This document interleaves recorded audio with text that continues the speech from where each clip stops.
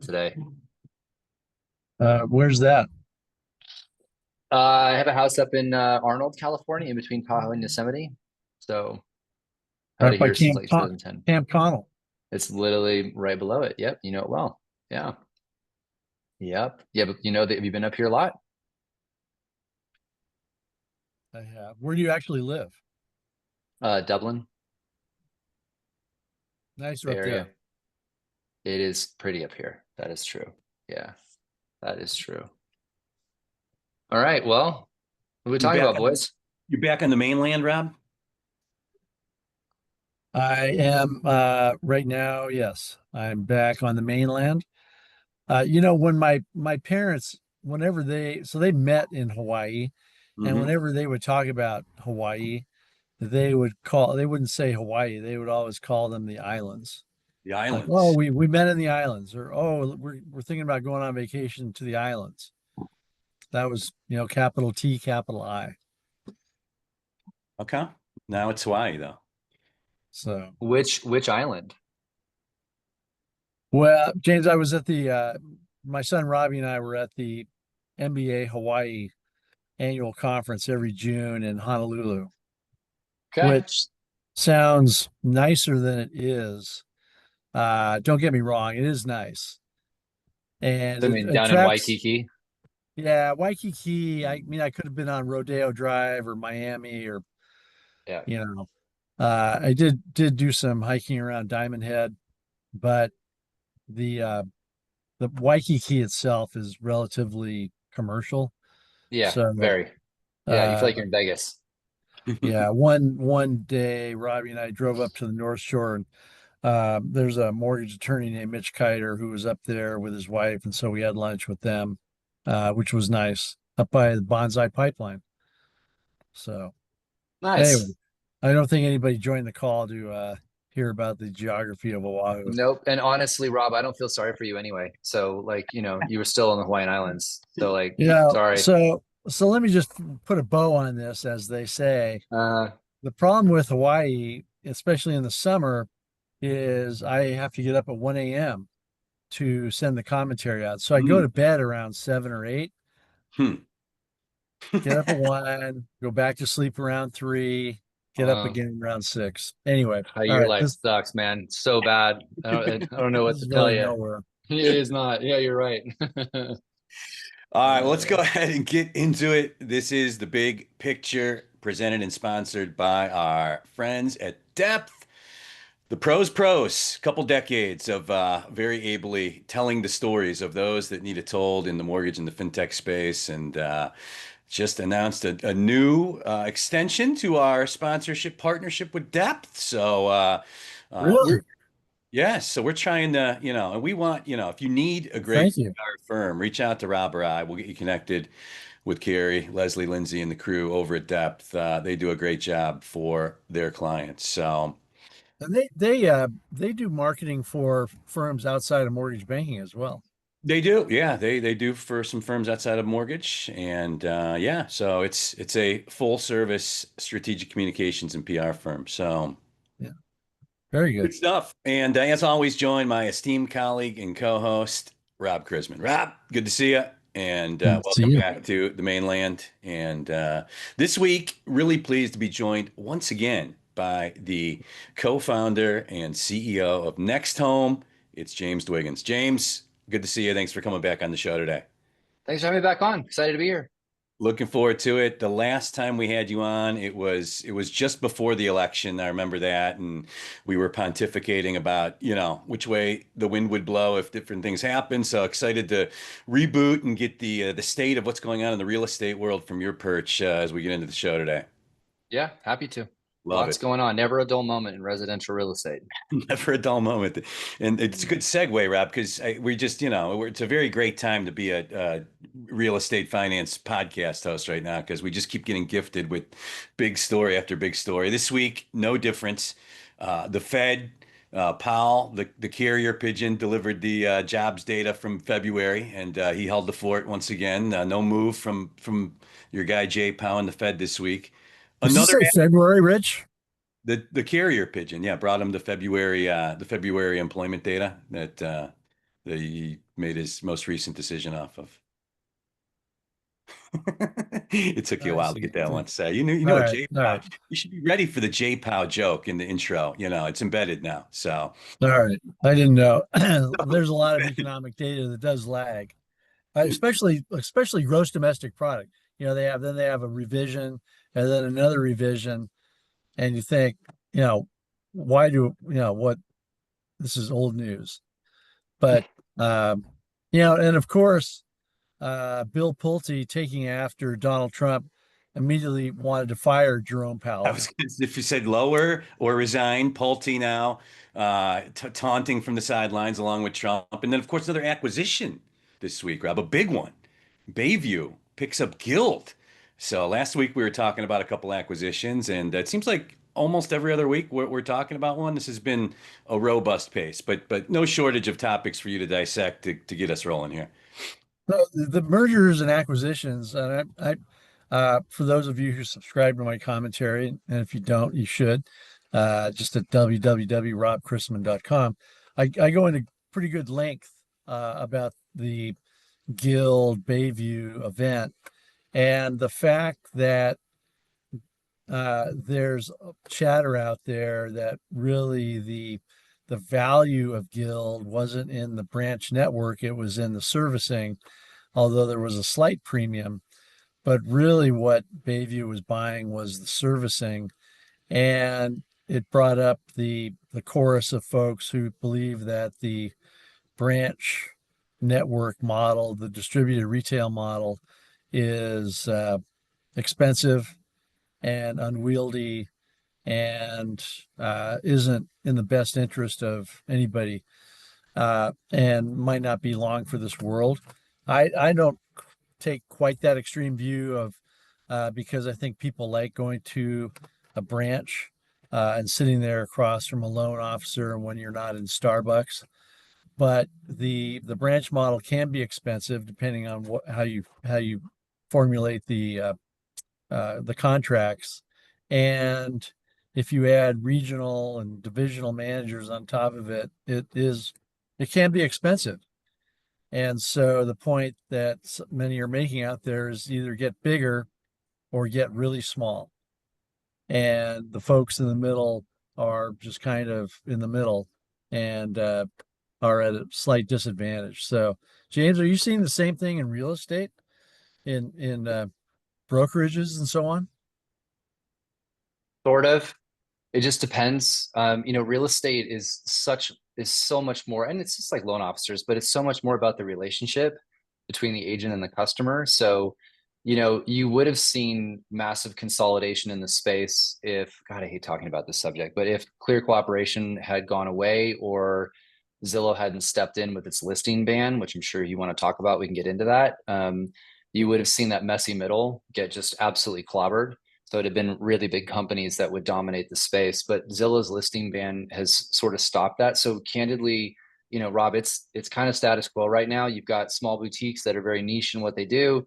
You've got large brokerages. There's certainly a lot of M&A going on because at 4 million home sales, like there's not enough business to go around, and people have been in it for years using their savings accounts. And after the lawsuits and the settlements, brokerages are broke. That's why the word broke is in brokerage. So it's all part of, there's that equation. But we haven't seen a lot of that consolidation yet. You are starting to see the numbers come down though. So NAR revised its forecast for 1.2 million realtors in 2026. And I definitely have a lot of opinions on some of these acquisitions that are going on in fintech. I think this is the beginning of more consolidation and certainly a reduction in agent count. I'm forecasting, I'm going to be conservative with this, in 10 years, there's 500,000 realtors left in the business, which is really where it should be anyway. But it's going to look very different, especially with Rocket's move with Mr. Cooper. Most of my people in my side of the space have been talking about the Redfin acquisition. I honestly don't care about that. It's meaningful, but it's not at the same time, mostly because consumers use portals to just search for property and then they go find the agent that they're friends with. That's just how the industry has been forever. But Rocket's acquisition of Mr. Cooper is, in my opinion, the first time in my 45 years of being in residential real estate where there actually is a threat to how the business operates. All these other ones have been minuscule. Zillow, yeah, I mean, they changed some things, but the use of a realtor is at the highest level it's ever been in recorded history. So I think there's some movement, but I think it's early. I think it's early in that process. So the event in Honolulu, a couple real estate professionals spoke, and one of them had just returned from some NAR conference somewhere, and DC, said that Washington, DC. does that work? Okay. Mhm. The apparently the number of agents under NAR has already dropped from 1.6 down to 1.4, and to your point, uh, it was expected to fall even more. And we're seeing the same thing to some extent with loan officers.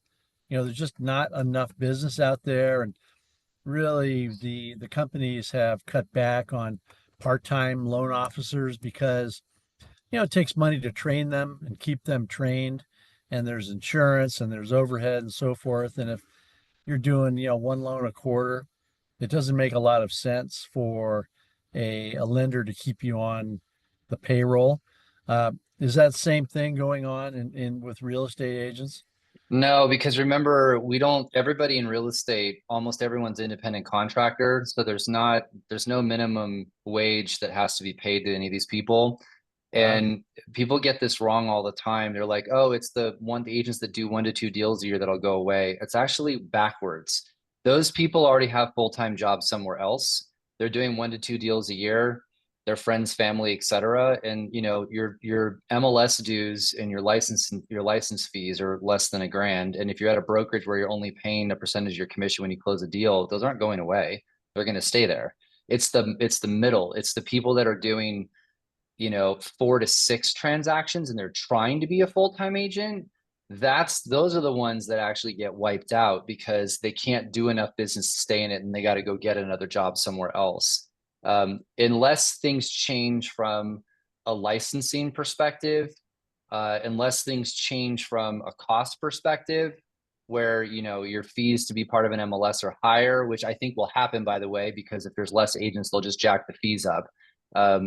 I think that those factors right now aren't going to stop people from getting their license. And look, this is all cyclical. Just go back in time. NAR had less than 1 million members. It wasn't that long ago.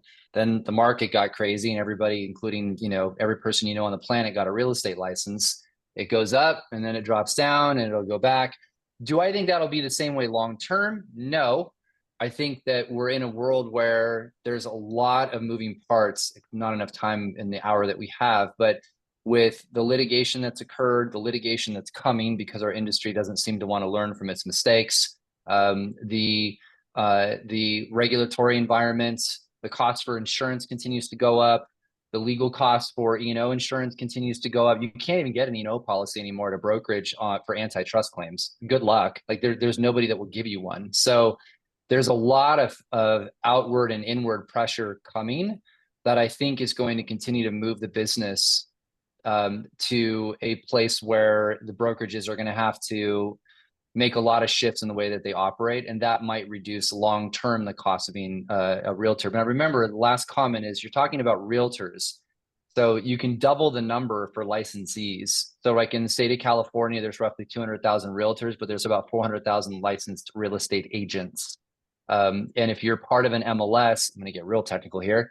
If you're part of an MLS that doesn't require you to be a realtor member, then you can have a real estate license, not be a realtor member, and not pay those dues and still be part of the MLS and conduct your business. I do think you will see more and more MLSs move away from being realtor governed MLSs so that they have the ability to open up their membership numbers larger so MLSs can continue to survive and grow their business. So there's a lot, there's a lot here to unpack, but there's a lot of things that are happening in the residential space that will long-term shift the market. That being said, I do think big companies will get a lot bigger in the long run, and sort of the smaller boutiques will have a much harder time, keeping pace. So what kind of pressure pressure might be too strong of a word, but what are the enticements that the National Association of Realtors offer to a real estate company? See, that's the problem. Why join NAR? Well, I mean, the simple answer is they're the largest trade lobby in the United States, and their power and influence in DC is astronomical. You know, the $57 that you pay to NAR every year is like, I personally think you should quadruple the number. And if people have a problem with it, then get the hell out of real estate. Shannon McGann, who's the chief advocacy officer there, and her team of 65 people, they are embedded in every aspect of DC politics. So Trump's big, beautiful bill, or whatever the hell he's calling it these days, you know, there's a lot of provisions in there that are designed to help homeownership rights. If NAR wasn't part of that, I mean, this is the truth, and I say this all the time. If NAR wasn't an influence in DC politics, this country would be so fucked up. Like, there'd be so many problems in owning property here and every other issue, because most of these people in DC, Republican, Democrat, are the most inept human beings on the planet and don't understand economics at all.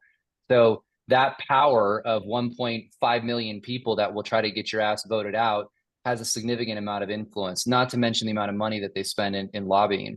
So for me, that's what I look at it as. I think that's worth every penny. I'll give you another example, Rob. The independent contractor status that NAR carved out with the IRS, that's literally a specific carve out for realtor members that we benefit from. If that IRS carve out went away because every single administration possible wants to try and raise revenue for obvious reasons, you would see 50 to 60% of all realtors fired from their brokerage instantly, because they aren't going to put them on W-2.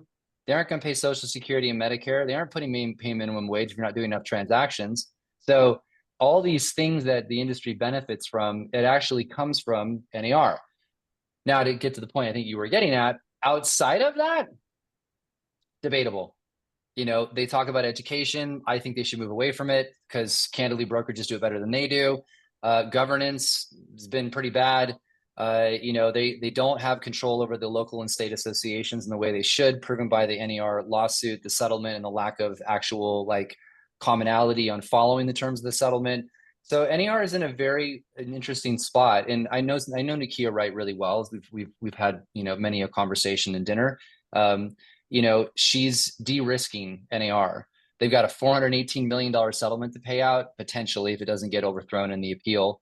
And you know, they've got to come up with cash. So they're de-risking anything that causes potential legal risk. They're moving away from. So personally speaking, I think NAR needs to move hard in the paint on advocacy and just really own that space and just make it very clear message. This is where your money goes. This is how you benefit from it. This is what the homeowner benefits from.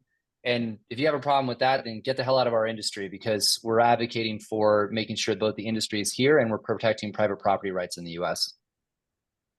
Do you find that loan officers have trouble trying to figure out which real estate agents to cater to call on, to kind of focus on? I've heard stories of, gee, I was trying to get this loan or this real estate agent's business for 2 years, and it turns out they only did 2 deals during that 2 years. You know, so I've been barking up the wrong tree for the last 2 years. I should have figured out in advance who's doing most of the business. Do you hear that often, that loan officers? No. I Good. mean, if you go, if a loan officer can't figure out how to go to Zillow and look up the sold inventory of a listing agent, then, like, I don't know, get out of the business. It's not hard Right. to go look this stuff up. It's called the internet. So, like, if you're not capable of seeing what inventory an agent has, or there's tons of software products out there that you can look this up with. You can get an account with Corded. That's an MLS accessible product. You can pull up the production of any agent in any company in any MLS across the US. So if that's what they're struggling with, then, I mean, if you don't know how to use the internet, probably find another job somewhere else. It's not hard to figure out who's actually producing and not in the market. Now, getting the relationship, Rob, is a different conversation. Agents don't want to risk deals not closing. So when they find you all know this, they find a lender they like that gets deals done, they tend to send all the business that way. It's just how it works. But that's I mean, I get it. I get why. Like if you give a shot to another lender and they screw something up, then it's like, you lose a deal, you got a pissed off client. The agent's the one that takes the blame for everything. So the reality is they find their favorite guy or gal, and it's like they get all the business, and it's a hard thing to break that barrier down. As I understand it, another topic that I've seen recently as I travel around is the dual, the real estate agent slash loan officer, and I the hate that, by the way. okay, good. Well, I shouldn't say good, but now I know which direction you're going to come with this. I'm not a fan of that. I think there's too much conflict of interest there. Look, I'll give you an example of this. I'm one of the few people that I hate dual agency. I think it should be banned in all 50 states. It's currently banned in 9 states. So single agent, dual agency, where the agent can represent the buyer and the seller, absolutely horrific practice. You have bias. You know what the seller wants. You know what the buyer wants. Bad Sorry, combo. maybe I didn't. Maybe I asked or started to ask the question incorrectly. I'm a loan officer and I decided to get my real estate Yeah, license. I got you. Yeah. Okay, it's not so much, the buyer and the seller. It's I'm No, I wanting got to. you. Okay, You're trying to do both. You want to do the loan and you want to do the transaction. Again, right. I think that these are potential conflicts of interest. I just, you got to specialize in something, is my view on it. And the real estate transaction, and this is me defending my industry. Everybody doesn't understand what realtors do, and they think they make too much money. So I have a unique perspective through a product called Raise, which is a company that I founded with some other people, where we track what realtors do, and the product's rolling out all over the US. The average consumer thinks an agent spends 15 hours helping them buy a house. The average agent will spend 87 hours helping somebody buy a house. And so my point behind that is there's a significant amount of work that's going on. And trying to do all of that is, in my opinion, an issue. That being said, Rocket's about to pull that shit off. So they're going to bundle as much as they can on everything. And that may be the world that we're headed towards in order to maintain profitability. But to answer your question, I'm not a fan of it. I don't like it personally. We don't allow it in our organization, for perspective. So our mortgage company, we don't allow licensed agents to also be loan officers and do both sides of that. So Yeah, I've been in certain parts of the nation. It seems more prevalent than other parts, but from my limited vantage point, and from others that I've spoken to, you're right. This first of all, the skill set is different. And I ask loan officers, yeah, you need to put bread on the table for your family. Yeah, you need to earn an income. But if you're having dinner with your family on a Saturday night, I think that people have no problem calling their real estate agent to put in a counter offer. If you're a loan officer who just worked, 60 hours that week, Monday to Friday, really the last thing you want to do is on a Saturday evening, you know, put out a counter offer. So it just seems like overload. And you're right, I you mean, have to specialize. that's my view on it. Again, as you heard my statement, though, I think that's the direction we're headed. I think you're going to see, margins so tight, especially on my side of the space. I mean, what Rocket's planning to do is, it's not like everybody hasn't been talking about an end-to-end solution, but, Rocket's in a unique spot. W-2 based employees, they can bundle without RESPA issues. Like there's just a bunch of stuff there that they're gonna play with. Whether they pull it off or not, I don't know. But I do think it's going to cause a movement. You've seen lower buyer Movado, and now you've got Bayview, buying Guild. I'd be surprised. It's just my opinion. Maybe some fintech company buys homes.com. It's not exactly a successful business. So you're seeing this consolidation occur in the space. Zillow is charging 40% referral fees for any deal they pass to a realtor. I'm sure it'll eventually go to 50%. At some point, that margin doesn't make any sense. So bundling is going to be our future. And then the truth is AI is going to push all of this. Like that is a reality. I'm very deep into looking at what AI is going to do to fintech and residential space. Very early right now, but the truth is there is a significant part of what a loan officer does and what a real estate agent does today that can be automated through AI eventually, not now, but think down the road. And then those jobs are going to have to pivot some. I don't believe, by the way, just for context, at least on the residential side, I'm still undecided on the fintech side, but it's an infrequent transaction. So I still think consumers want to have people guiding them. in that process because it's just so infrequent and so expensive. It's just a question of what that role looks like in that future. So yeah. Hey, Rich, you'll have to. I know we've been getting some questions and chat items, but yeah, James, I I'm in your camp. I'm People who watch the show kind of know that I'm out there with my flip phone. My home phone has a crank on the side, with a separate earpiece. Uh, I mean, you so guys the send me a pigeon carrier to get on this podcast, so like I get you. Yeah, Right, yeah. yeah. Or a carrier pigeon. That I said that if backwards. It it's tells you how young I am. if Yeah. you don't if it's not broke, don't fix it. Right. So Right. Right. Right. uh, I'm a firm believer in when even if you're 25 or 35 and internet whiz, when it comes to buying a home or financing a home, especially financing, internet's a great place to start the search. But yeah, you want a human in your camp. I'll give you some stats, Rob, that'll really put this together. So I do keynotes literally almost every week across the US. And there's some really interesting data to put this in context. So I have, all these whippersnappers from Silicon Valley being like, oh, the realtor's useless, loan officer's useless. I'm like, and you're an idiot who's never bought a house. So let's talk about that. So if you go back in time, as we're talking about demographics, in 1960, dual income household in the United States was around 30%. Today, it's around 60%.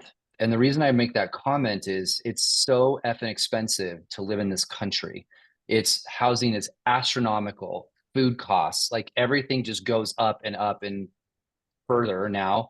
And so people are having to have dual incomes to work. And if you think about that, when you have an infrequent transaction and both parties are working, and I have a 4-year-old at home.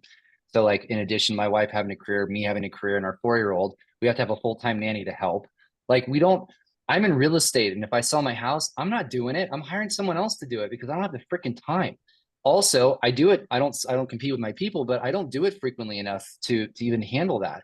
So if you look at the stats, American consumers, they want to educate themselves. Like whenever I get sick, I go to WebMD. I figure out that I have some, unknown disease from some third world country. I call my doctor and he's like, you have a cold, stop calling me. Um, and the point is the internet has actually overloaded people with a lot of content. There's so much to do there that you want someone to help parse it. So I firmly, there's a question here about when. I firmly believe that you'll want human interaction with infrequent transactions. The question is to what degree and how. But I'll give you the great example of this. You got 1.2 million realtors. You got an agent who does 1 or 2 deals a year who's expected to know how to do comps on a house. There's no scenario in the next 24 months where someone doesn't create a bot that does better comp valuations than any human being can. Because what it'll do is this, it'll look at all the data on massive amounts of data, not just MLS data, but outside factors, economic data. It'll look at all of that, come up and give you some ideas on what that should be priced at. It'll even get to the point where it has access to contracts and tell you what the best way to strategize and write your offer to win, because it has so much information it can crunch that a human being cannot. That those things are examples of what I believe will replace what example of a realtor does eventually, where it gets so accurate on pricing and how to structure all of these things that it's using an AI engine to make that happen. Still, people are going to be like the negotiation part and the therapy, which is what all of us basically do. That still has to be there to help people through that process. And there's other aspects that I think will continue, but the stuff that AI is doing is just absolutely amazing. I tell everyone all the time, pull up Google, pull up ChatGPT, everything you do in Google, do in ChatGPT, look at the differences. I can tell you right now, I get way better data back from ChatGPT than I do Google. And even Google is putting Gemini at the top. I just find it to be far more accurate. So we're getting to a place where some of this stuff is going to get just scary accurate and informative. It's about how you use it is the catch. So I think AI empowered loan officers, AI empowered agents are going to win, and people that are not embracing that are going to go bye-bye.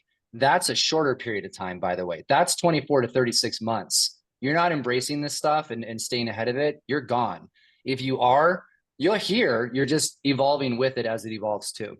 So This is The Big Picture, presented and sponsored by our friends at Depth. And this week, really, really pleased to be joined by the co-founder and CEO of NextHome, leading real estate brokerage here in America, James Dwiggins. And James, the whole Zillow Compass thing, just a little refresher for those maybe not fully in the loop. Compass encouraging private listings within their brokerage and their agents. Zillow, in the name of open competition, fair marketplace, um, just announced recently they're going to ban listings that were previously private. Because if I understand it correctly, James, the Compass thing is private listing, and then you can take it public if you want to, was kind of their thing. But Zillow is saying any listings that were previously private, they will not list. Redfin announced they're going to be following suit as well in September. Your thoughts on this Yeah, issue? let me clarify just a few things on that real fast. It's not, so there's a policy through NAR called the Clear Cooperation Policy. The policy is enacted so that if you are publicly marketing a property, then it must be put in the MLS within 24 hours, just for context, okay? You have what they call a carve-out called an office exclusive.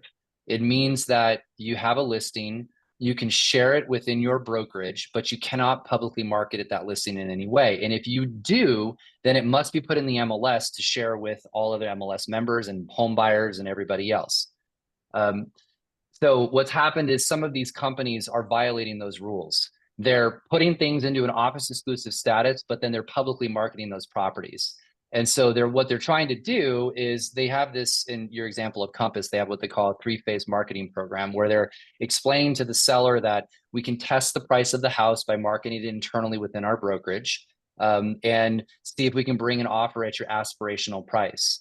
Problem I have with that is aspirational prices doesn't mean anything, because you don't know what the home is worth until you have the entire open market bidding on the property.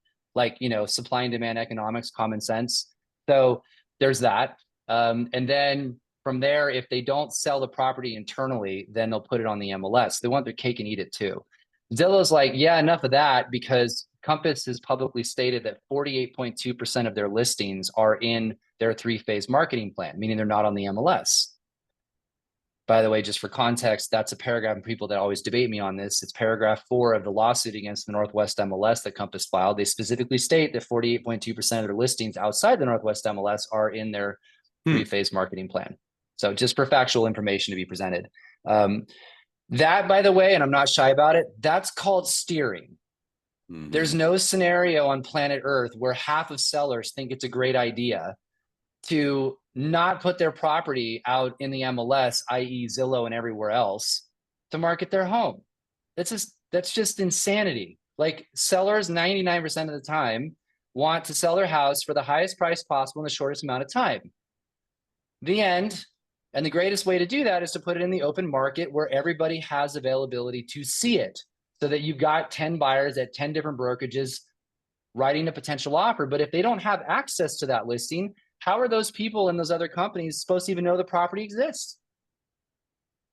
So how do you think the debate? So real quick, Zillow is banning any property that is an office exclusive status that is publicly marketed in any way.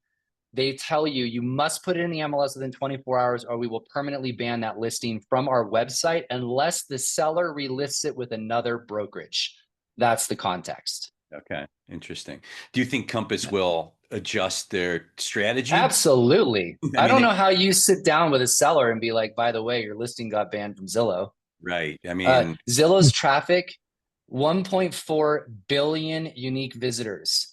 Compass's traffic in 2024, 20 million unique visitors. Yeah, I don't think that dog don't hunt. So, like, if you're having to explain to your seller, there's a chance of your listing being banned if we do this 3-phase marketing plan, I don't think a seller is going to go for that. And by the way, imagine what happens when some of those agents there have their listings banned, and the only way to get it back on Zillow, which we all know the seller is going to want it there if it didn't sell, and they have to relist with another brokerage. You think those agents are going to be happy about that? I can't see it. Yeah, Zillow playing a little big stack poker. And look, they have their own interests. Like, everyone's like, yeah, James, Zillow's not your fan. I get it. I'm not dumb. Like, I understand they want inventory on their website so that they can obviously sell leads. I just happen to agree with them in this particular regard that the best thing for home sellers is to have the house on the open market and accessible for everybody to see. The whole word private means private, like not available to everybody, and exclusive by definition means the same thing.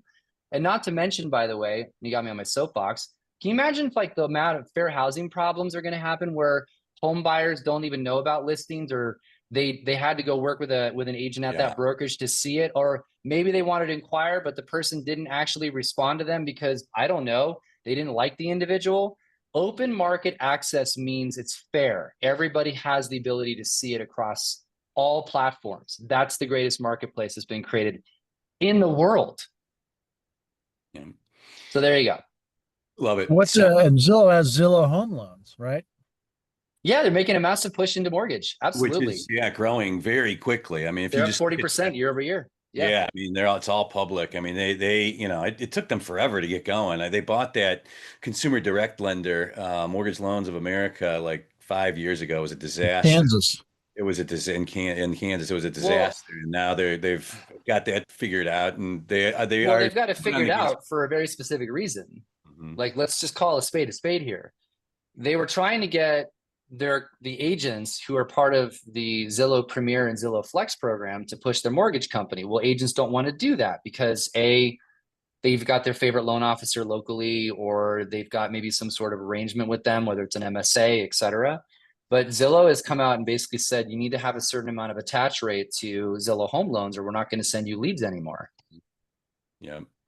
Yeah. It's powerful. The traffic they have and the progress they've made on the mortgage side. It's not going to slow down from my perspective. So, James, you mentioned AI. It is evolving so quickly. It really on a daily and monthly basis, and the capability of what it can do. How have you seen it thus far positively impact agents and clients? And what do you think the next iteration of that help looks like? Yeah, so the comment I heard recently, which I thought was really, really smart. The worst version of AI is the version that you see today, and then you saw yesterday and the day before that. It's evolving that fast. So everyone's like, oh, it's shit. Okay, yeah, great. Wait a week. It's evolving so quickly, it's scary. So I've seen some really cool implementations of it, and I've seen some stuff that's scary as hell. So if you looked at Sesame, like it'll freak you out. Sesame is probably the scariest thing I've seen. It is, you can upload a photo of yourself and then record like a 20-second audio of your voice, and it will create an avatar of you that is so realistic that you could deep fake anyone. Like, it literally would just like, I'm sorry? For free? Yeah. Yeah. You can have conversations with it that are so real. And so the whole thing with Sesame is about being able to communicate the way we do, with tone and inflection, and it learns like how to do that. You're talking to it, you actually forget you're talking to AI, and you have to remind it sometimes that it is AI. So scary implementation of it, which I think my view with AI is it's going to go down two paths. And I'll come back to some implementation. The first is we're going to have some really bad shit happen with it. Americans, I love all of us, but we are like the most, we believe half the crap we read online. And so, you see all this dumb, stupid shit that people are talking about on Facebook and conspiracies, and I'm just like, oh my God. So imagine a world where you don't know actually if the person posted a video, if they posted it themselves and they actually said it or they didn't say it. Imagine the president of the United States, I'm making this up, was like, we're going to go door to door. I've issued the National Guard to go to grab everybody's guns. I'm making these things up, but like, it looked like the president said it. There's this video of him saying that. Like, we don't do well with that kind of stuff. So I think there's some really dark stuff for us to head into first. On the same side, I don't know if anybody does well with that kind of stuff.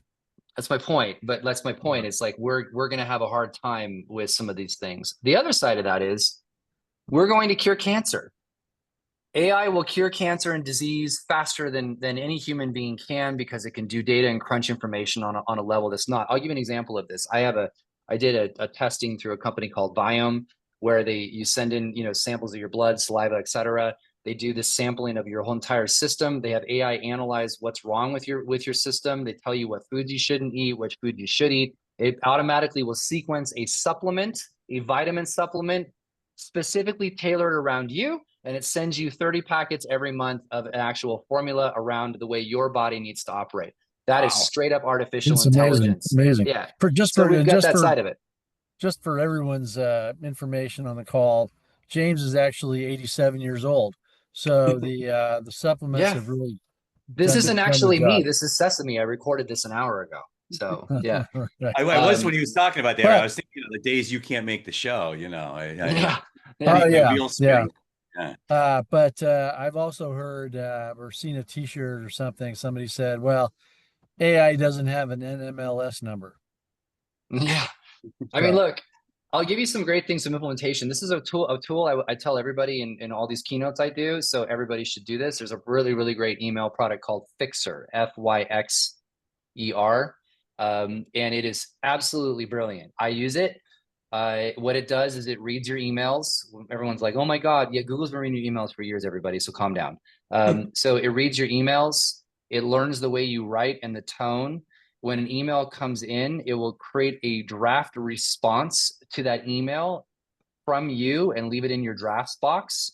You can go in, look at that draft, go, that's perfect, hit send. It will automatically look at your calendar and send suggested times to recipients to have a meeting. It'll automatically go into your Zoom and do its note taking and then take all of those notes and create follow-up appointments in your calendar. That thing is awesome. And I can tell you it saves me now probably 30 minutes to an hour a day on email, because instead of me having to read the email and then write the response, it already drafted the response for me. All I'm doing is correcting a few things in it that I didn't like and hitting send. So imagine 200 to 300 emails a day, all being auto drafted in response. I can tell you that it learns. So over the past month that I've been using it, I probably have 20% of my emails now. I don't even have to change anything on them. It's learned the way that I respond to things and it adjusts it. And so I just hit send. That's a great advancement on AI. I'll give you another one. There's a really great company that just came out called Shiloh. They just got their funding and they're in the residential space. They analyze phone calls of this could be loan officers too, for that matter. They analyze the way that you handle lead calls, how you communicate with them, and it does this analysis on the way that you're responding to objections or questions, and it will tell you how to change your responses and teach you how to respond better for a higher capture rate on inquiries. And the numbers they're telling me is they've got an 18 to 20% higher conversion rate on leads when they teach the loan officers through AI, or the real estate agent through AI. So there's some really cool shit. Is it software? Is it just free or is it subscription based? Yeah, so you pay a subscription like Fixer. I want to say like annually, it's like $400 a year. I'm like, sign me up all day, every day to have an hour of my day back. Like, fine. I don't know what Shiloh costs. It's a monthly fee for it as well. Yeah. So there's really amazing stuff coming out that if you embrace it and you really dig into it, then it's amazing. Like, I'll give you an example of something else. I use ChatGPT a lot and I'm learning to use it in everything. I'm finding myself not even using Google as much. So I've been talking about, it's a whole different podcast. We actually don't have a shortage of housing in this country. If you look at fertility rates in the US, we actually have an oversupply. If you want to go over a long-term metric, we actually have a huge problem coming in about 15, 20 years when older generations, pass on. So I told ChatGPT to give me the US fertility rates over the past 40 years and create it on a chart for me against what the fertility rate needs to be to sustain the US economy, which is 2.1 births for every human being in the US. And it's pulled all that data and charted it and did all of that for me in 10 seconds. Whereas if you thought about that a year and a half ago, I'd have to go to all these websites, pull all that data, grab all that information, throw it into Excel, chart all of that, throw it in my PowerPoint. ChatGPT did it in 10 seconds. Incredible. Yeah.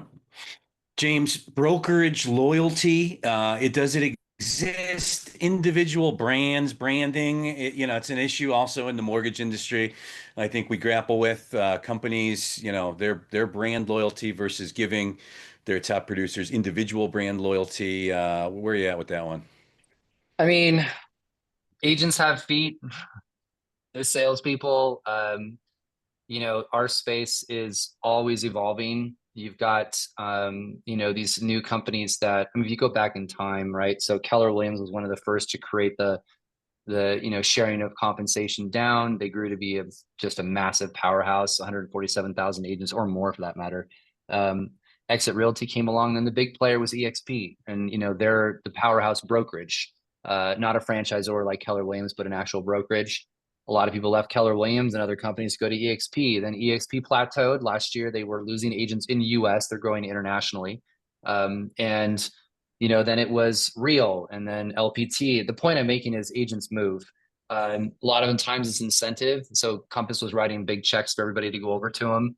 So the agents have to stay or they got to give that money back, just kind of like when you recruit a loan officer. So no, I don't think there's a whole lot of loyalty. The truth is, and I'm not shy about it, I mean, I'm a franchisor, but the reality is the consumer chooses the agent first. The brand is always second. So it's almost 9 times out of 10 a referral where the person found their agent through a recommendation. They liked the person, they related to the person, and then products and services come on top. But it's a relationship business. It just is. I don't see that changing anytime soon. Hey, Rich, now that we're out of time, are there any questions that were raised in the chat that we want to address very, very quickly? People noting MMI as a data provider on transactions from earlier in the show. Some belly aching about dealing with high producing, high maintenance realtors. We just had a listing agent inform us they would only take offers Monday through Friday from 9 to 5. Seems a little questionable in this market, but and then just a question for James about some of the AI enhancements, like when they'll hit our industries, the timing. I think mortgage is first. Yeah, mortgage. I do think mortgage is first. Yeah. I think that is a much more, I mean, I'm saying this with generalities here, but it's a much more fluid, standardized process than, an offer when it comes to real estate is there's no two houses that are the same. There's never two transactions that are the same. They just aren't. Maybe with a builder, but beyond that, in residential resale, there's always weird shit that's going on in those deals. So I think that comes in time, but with the lending industry being highly regulated in the process to do it, a highly regulated, systematized industry is going to see AI, disruption faster than industries that are not. Just as an example, with real estate, contracts and forms are provided by associations, but not everybody uses them. You can still do your own forms. In some states it's required, but very few. So it's still a very fragmented business. That's harder to disrupt when there isn't standardized ways of doing things. And I'm not saying all mortgage is, I'm just saying it is more standardized than residential resale. So, yeah.